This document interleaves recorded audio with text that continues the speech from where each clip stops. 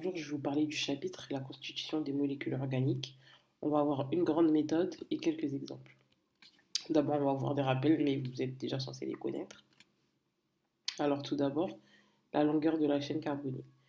En fait, il faut savoir que le nom de la chaîne carbonée va dépendre du nombre d'atomes de carbone. Si par exemple, on a un atome de carbone, la chaîne carbonée va s'appeler méthane. Si on en a deux, elle va s'appeler éthane. Si on en a trois, elle va s'appeler propane. Mais si on a une fonction principale, ça veut dire que par exemple, on va avoir un alcool, et ben on va garder que là le préfixe. Et le suffixe, ça va être celui de la fonction principale. Par exemple, si on a une chaîne carbonée avec deux carbones et la fonction principale c'est un alcool, ben on va l'appeler éthanol. Vous voyez, on garde le préfixe et le suffixe, on met celui de la chaîne carbonée.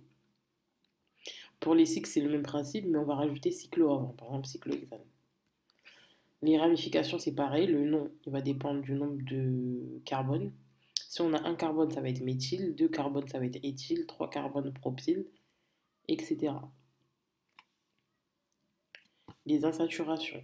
Alors, les insaturations, ça va être double liaison ou triple liaison ou cycle. Quand il n'y a pas d'insaturation, on laisse le suffixe -ane. Si on en a une et que c'est une double liaison, on met le suffixe -ene. Si c'est une triple liaison, on met -ine. Et si c'est un cycle, on met cyclo. Maintenant, les fonctions principales et les fonctions secondaires. Euh, du coup, là, les noms des fonctions, c'est par ordre de priorité décroissante. Ça veut dire l'acide carboxylique, ça va être la fonction principale si on a d'autres fonctions en plus. Par exemple, si on a l'acide carboxylique et l'alcool, la fonction principale, ça va être l'acide carboxylique. L'alcool, ça sera une fonction secondaire. Ça veut dire que l'acide carboxylique, on va utiliser son suffixe là. Si on a une chaîne carbonée à 4 carbones, par exemple, ça va être l'acide butanoïque. Et l'alcool, on va utiliser son préfixe parce que c'est une fonction secondaire. Voilà. Du coup, là, ça va être quand c'est une fonction principale sur cette partie du tableau. Et là, quand c'est une fonction secondaire. Du coup, là, on va voir la méthode et les applications. Alors, la grande méthode, c'est la méthode FCIS. Du coup, premièrement, on va identifier les composants de la molécule. La première chose qu'on va identifier, c'est la fonction principale. Donc, comme je l'ai dit, on fait attention à l'ordre de priorité. Ensuite, on va identifier la chaîne carbonée, c'est-à-dire le nombre de carbone qu'il y a sur la chaîne. Et on choisit toujours en prenant la plus grande chaîne possible avec le max d'insaturation et substituant. Et la fonction principale doit être la plus proche du début de la chaîne. Ensuite, les insaturations et ensuite les substituants. Deuxièmement, on va numéroter la chaîne carbonée pour se repérer plus facilement et pour pouvoir savoir à quel niveau est la fonction principale ou les insaturations ou les substituants. Et ce, avec le numéro le plus petit possible pour la fonction principale, les insaturations et les substituants. Troisièmement, on va nommer la molécule avec l'ordre SCIF. Il faut faire très attention, la méthode c'est FCIS, mais l'ordre pour nommer la molécule c'est SCIF. On fait attention de bien mettre les numéros de chaque composant de la molécule. On écrit les substituants dans l'ordre alphabétique, mais attention, les di, tri, etc., ça ne va pas compter. Donc on va prendre vraiment la première lettre du substituant. Et aussi, on met les insaturations dans l'ordre alphabétique. Donc là, par exemple, si on a une double liaison et une triple liaison, on va mettre d'abord la double liaison, parce que ça commence par un E, et après la triple liaison, parce que c'est un Y par ordre alphabétique.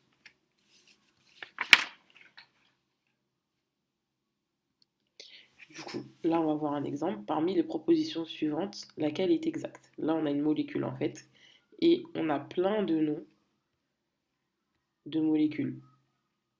On a plein de noms de molécules, donc il va falloir trouver quel est le nom de cette molécule. Donc, on va appliquer la méthode. La première étape, c'est qu'on va identifier les composants. Donc là, on a bien écrit FCIS. On regarde la molécule maintenant. On voit qu'on a une fonction cétone, une fonction alcool. Du coup, la fonction cétone, en fait, elle est prioritaire par rapport à la fonction alcool. Donc la fonction principale, ça va être l'acétone. Maintenant, le C, la chaîne carbonée. Si on compte les atomes de carbone, on en a 1, 2, 3, 4, 5, 6, 7, 8, 9. Donc, on va avoir le non en fait, comme on a 9 atomes de carbone. Maintenant, les insaturations. On regarde, on voit qu'on a une double liaison ici et une triple liaison ici. Celle-là, elle compte pas, cette double liaison-là, parce que c'est celle de la fonction principale du cétone. Ensuite, les substituants. Bah, du coup, comme l'acétone, c'est la fonction principale, la fonction secondaire, c'est le OH, donc c'est un substituant. Donc ça va être un hydroxy. Ensuite, on a un CH3 ici, un CH3 ici. Donc on va avoir deux méthyl, donc diméthyl, et on a un groupement phényl ici. Du coup, l'étape 2, c'est qu'on va numéroter la chaîne carbonée. Là, on l'a fait. 1, 2, 3, 4, 5, 6, 7, 8, 9. Donc on a bien 9 atomes de carbone. Et on va identifier les composants, mais cette fois-ci en mettant leur position. Donc là, la fonction principale, elle est sur le 2. Donc on va mettre 2 on. La chaîne carbonée, ça ne change pas, c'est non. Les insaturations, la double liaison, elle est sur le 5, donc ça va être 5N. La triple liaison, elle est sur le 8, ça va être 8N. 8in, pardon.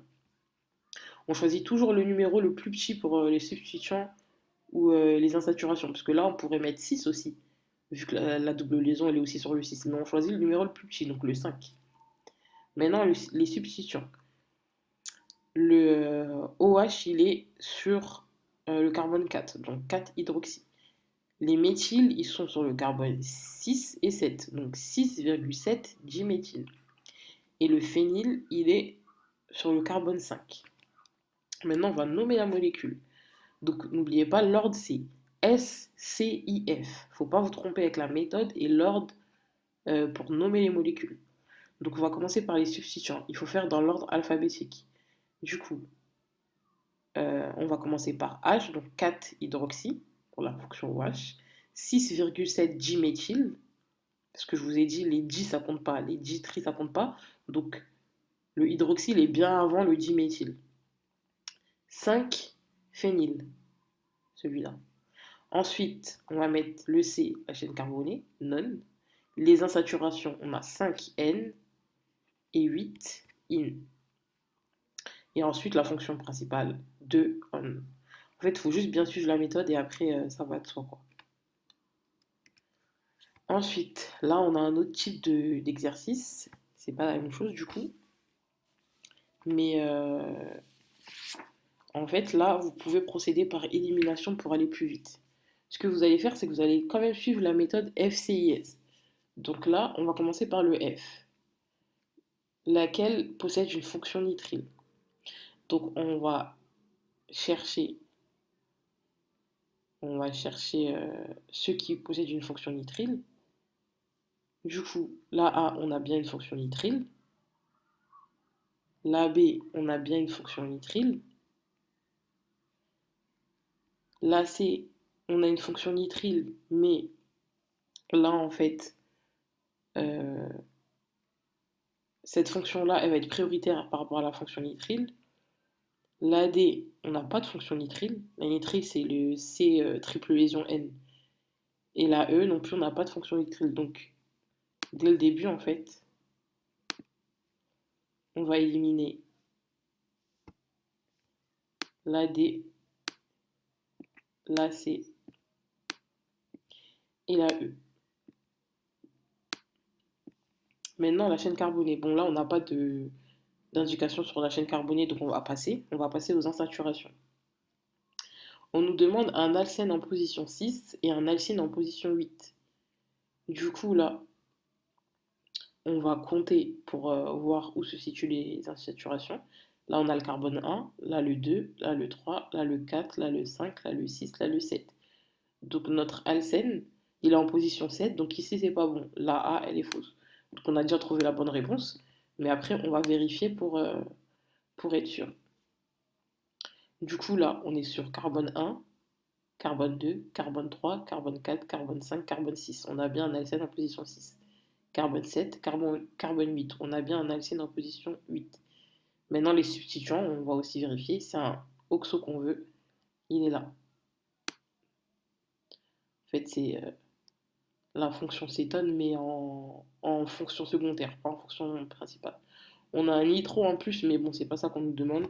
Donc voilà, c'est la réponse B. Ensuite, là, bah, on va avoir un autre exercice de nomenclature. Parmi les propositions suivantes, laquelle est exacte? Donc là, bon, j'ai déjà fait ici le FCIS, mais on va le faire ensemble.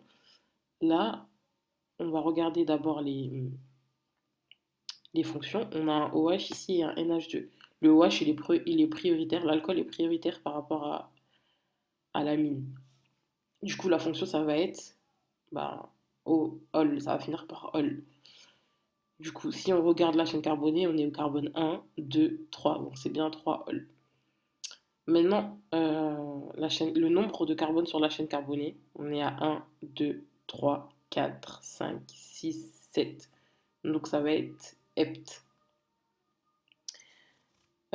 Ensuite, les insaturations, on va être à 1 in, 2, 3, 4, 5, n. Donc ça c'est bon. Maintenant, les substituants, on va être à 1, 2, 3, 4 phényl et 7 amino. Là, 7 amino. Le dernier carbone, il est là. Et l'amine, il est relié comme ça. Je vous conseille de vraiment numéroter la chaîne carbonée. Là, je ne l'ai pas fait sur celui-là pour aller un peu plus vite, comme je l'ai bien détaillé dans celui d'avant. Mais numéroter pour ne pas vous emmêler les pinceaux.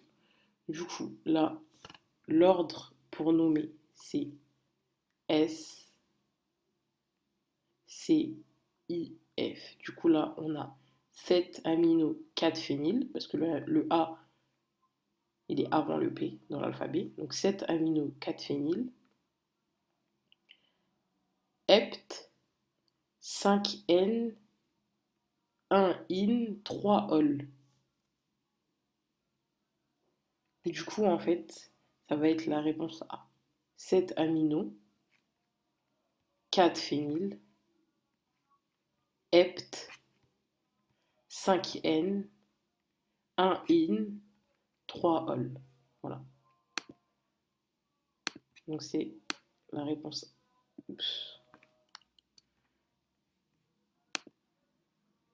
C'est la réponse A. Voilà. Ensuite, là, vous avez encore un exercice type avec une molécule. En fait, là, on va vous demander de trouver les affirmations qui sont exactes ou fausses, en fait. Donc la première, ça va être, elle contient au moins un atome hybridé sp. Hybridé sp, en fait, c'est quand il fait triple liaison. Quand un atome il fait une triple liaison, il va être hybridé sp.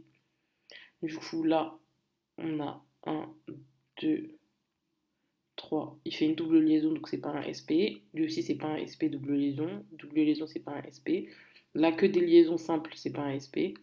Là aussi, que des liaisons simples, c'est pas un sp. Là, il a une double liaison et deux liaisons simples, c'est pas sp. Là, pareil. Par contre, ce carbone-là, il a bien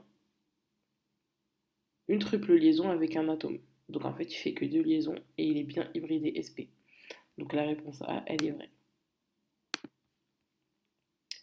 La réponse B, elle possède un groupement benzyle. Bah, c'est faux, là on voit pas de benzyle, on voit un phényl. Benzyle, il y aurait eu un CH2 là, donc c'est pas ça. Elle contient une fonction amine. Non, on a une fonction nitrile là, bah du coup, pour l'autre réponse, on sait que la D, c'est vrai, là on a une nitrile. Donc la D, elle est bonne. Donc en fait, la réponse, ça va être la réponse A et D. Ensuite, on va faire un autre exemple. Parmi les affirmations suivantes, il y a une fonction ester. Alors, oui, il y a une fonction ester, elle est là. Je pense que vous connaissez vos fonctions. Là, c'est une fonction ester. Ensuite, on a une fonction aldéhyde aussi. Elle est ici. Donc la A et la B, c'est bon. On a une fonction éther, c'est vrai aussi, elle est là. On a une fonction acide carboxylique, non, parce qu'on n'a pas le COH. Et on a une fonction cétone, non. Donc la réponse, ça va être ABC. Ensuite, là, encore un autre exercice pour que vous soyez bien à l'aise. Il n'y a pas de carbone sp3. Sp3, c'est un carbone qui fait 4 liaisons. Du coup, là, il en fait que 3 vu qu'il en a une double. Là, hop, ben là, il en fait 4. Donc c'est faux. On a un carbone sp3. On en a au moins un, il est là. Donc ça, la A, c'est faux. La B, il y a 10 insaturations dans la molécule. On va compter. On en a une ici, 2, 3, 4, 5 avec le cycle. On compte les doubles liaisons ou triples liaisons au cycle. Là, on en a 5, 6, 7, 8, 9 et 10 avec le cycle. Donc c'est vrai, la B, elle est vraie. Il y a 12 carbones sp2 dans la molécule. sp2, c'est un carbone qui va faire 3 liaisons. Ça veut dire une double liaison et 2 simples. Là, on en a un. Là, on en a un. Donc ça fait 2, 3, 4, 5, 6, 7, 8, 9, 10, 11, 12, 13, 14. On en a 14, pas 12, donc c'est faux. Il y a deux fonctions cétones. Là, on a un acide carboxylique, COOH, et là, une cétone, donc c'est faux, on n'en a qu'une. Donc la réponse à cette question, ça va être B. Vous voyez les QCM comme ça, en fait, il faut vraiment faire par élimination, il ne faut pas vous casser la tête.